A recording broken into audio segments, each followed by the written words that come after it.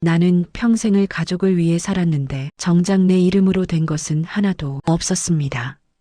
이야기를 시작하기 전에 보다 더 좋은 영상 제작을 위해 구독과 좋아요 부탁드립니다.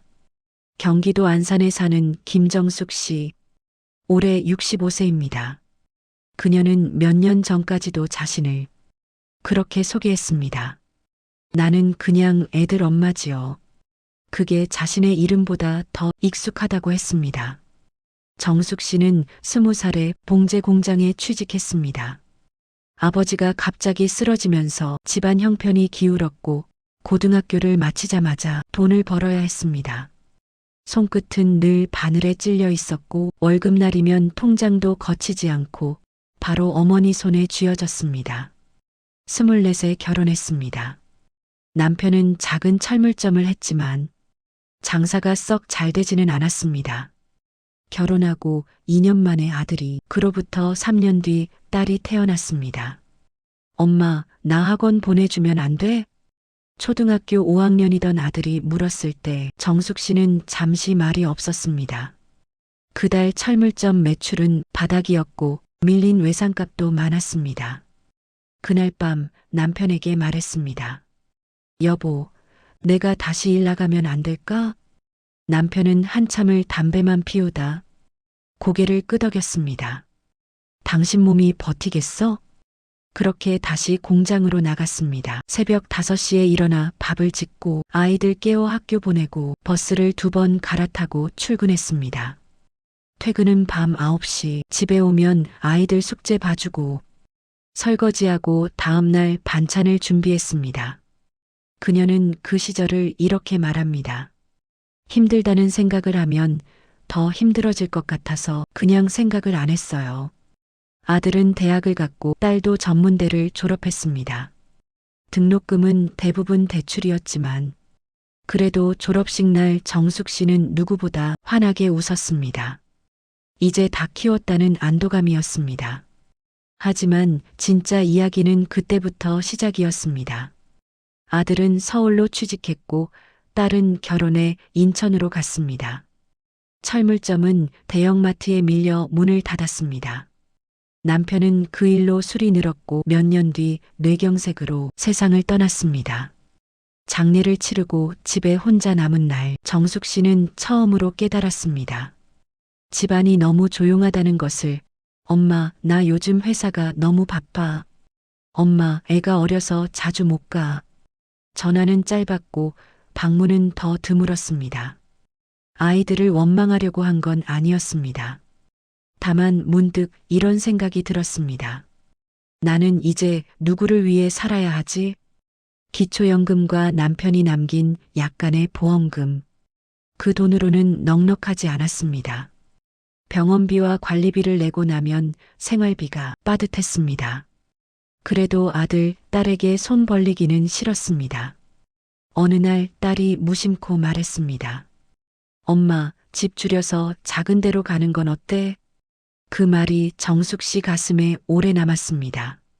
딸은 현실적인 조언이었겠지만 그녀에게는 마치 이제 엄마 삶은 정리해도 되지 않냐는 말처럼 들렸습니다. 그날 밤 혼잣말을 했습니다. 나는 평생을 애들 위해 살았는데 내 건 뭐였지? 며칠 뒤 동네 복지관 앞을 지나다 우연히 안내문을 보았습니다. 시니어 바리스타 교육생 모집, 만 60세 이상. 정숙 씨는 한참을 서서 그 종이를 바라봤습니다. 커피는 집에서 믹스커피만 타 마셔봤을 뿐이었습니다. 하지만 이상하게도 가슴이 조금 뛰었습니다. 내가 이런 걸 해도 되나? 집에 와서도 그 생각이 떠나지 않았습니다. 다음 날 전화를 걸었습니다. 저기요, 나이가 많아도 할 수 있나요? 수화기 너머로 밝은 목소리가 들렸습니다. 어머님, 저희 수강생 평균 나이가 70세이에요. 첫 수업날 정숙 씨는 제일 뒷자리에 앉았습니다. 다른 수강생들도 대부분 또래였지만 모두 긴장한 얼굴이었습니다. 강사가 말했습니다. 커피는 나이와 상관없습니다. 손이 아니라 마음으로 내리는 겁니다. 그 한마디가 이상하게 위로가 됐습니다. 처음엔 실수가 많았습니다. 에스프레소 추출 시간은 자꾸 어긋났고 우유 거품은 제대로 올라오지 않았습니다. 집에 와서도 손목이 아팠습니다. 아들은 전화를 끊으며 말했습니다. 엄마, 괜히 힘들게 뭐하러 그런 걸 해. 그 말에 잠시 흔들렸습니다. 그래, 내가 뭘 하겠다고. 하지만 다음 수업날 동기 한 분이 말했습니다. 우리 늦게 배운 만큼 더 재밌지 않아요? 그 말에 웃음이 났습니다. 정숙 씨는 그날 집에 돌아와 처음으로 연습용 드리퍼를 주문했습니다. 생활비에서 조금 아껴서 3개월 뒤 복지관 내 작은 카페에서 실습을 시작했습니다.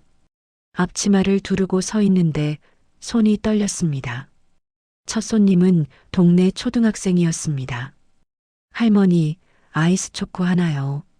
정숙 씨는 천천히 조심스럽게 음료를 만들었습니다. 컵을 건네며 말했습니다. 맛없으면 말해. 아이는 한 모금 마시더니 고개를 끄덕였습니다. 맛있어요. 그 한마디에 눈물이 날 뻔했습니다. 그 후로 일주일에 3번 카페에 나갔습니다. 월급이라고 하기엔 적은 활동비였지만 그 돈으로 손주에게 작은 책을 사줄 수 있었습니다. 딸이 집에 왔을 때 말했습니다. 엄마, 얼굴이 왜 이렇게 밝아졌어? 정숙 씨는 웃으며 대답했습니다. 나 요즘 출근해. 딸은 놀란 얼굴로 카페에 찾아왔습니다.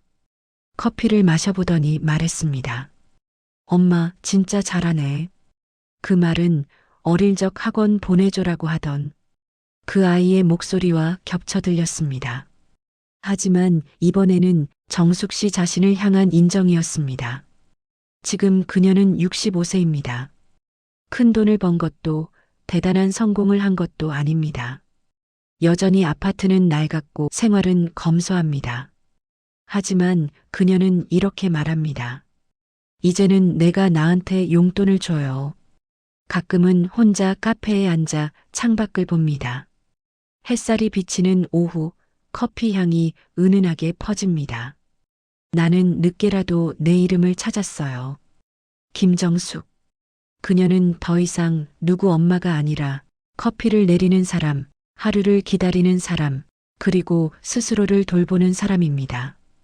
혹시 지금 내 인생은 이미 다 지나갔다고 생각하고 계신가요? 정숙 씨도 그렇게 말하던 사람이었습니다. 하지만 65의 어느 날 복지관 앞 작은 안내문 하나가 그녀의 시간을 다시 움직이게 했습니다. 거창한 변화는 아니었습니다. 다만 하루에 3시간 자신의 이름으로 사는 시간.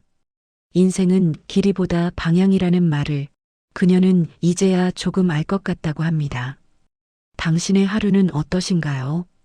아직 마음 한쪽이 조용히 두근거리고 있다면 그건 끝이 아니라 시작일지도 모릅니다. 당신의 인생은 아직 끝나지 않았습니다. 혹시 마음속에 오래 묻어둔 꿈이 있다면 오늘 아주 작은 한 걸음만 떠올려 보셔도 좋겠습니다. 내 인생 내 삶이잖아요.